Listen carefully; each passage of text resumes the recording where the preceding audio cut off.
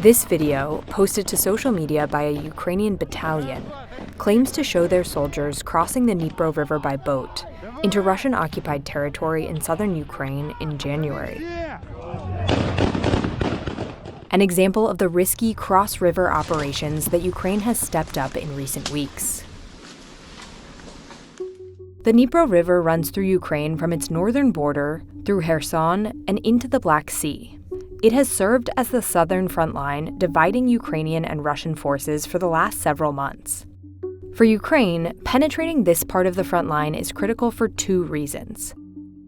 First, it prevents Russia from sending troops stationed there to other areas of the front.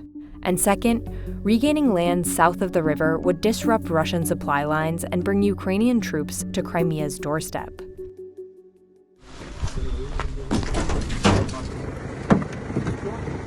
Ukrainian raid teams have been challenging Russia's control here for months, according to analysts from Janes and the Institute for the Study of War, or ISW. An analyst from Janes says that during a typical raid, small boats likely cross the river a few kilometers from their desired landing, and then ride along the bank.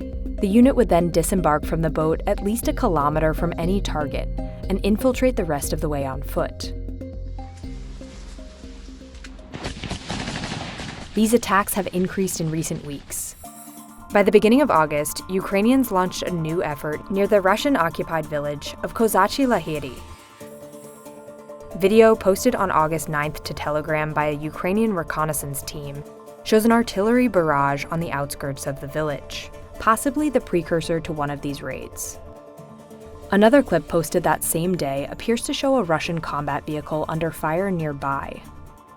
ISW's mapping of the front lines shows Ukrainians claiming ground west of Kozachyi Lahiri on August 11th and 12th.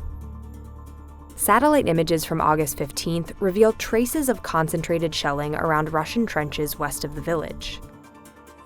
The next day, ISW's frontline map shows Russian forces pushed Ukrainian troops back across the river.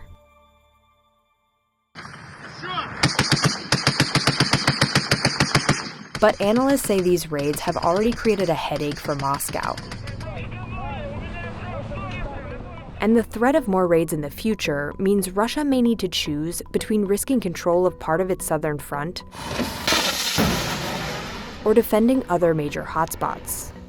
Russia has lost ground recently in the Zaporizhzhia region. Fighting continues around Bakhmut, and Russia is attempting an offensive in the northeast. By continuing to attack along the Dnipro River, Ukrainians are stretching out Russian forces. And tying up troops here means it's less likely they can be sent to these other locations where Russia needs them. Russia's U.S. embassy didn't respond to requests for comment, and Ukrainian special forces declined to comment on the attacks in Kozachyi Lahiri. In the months ahead, defending the southern front may become an even bigger task for the Russians.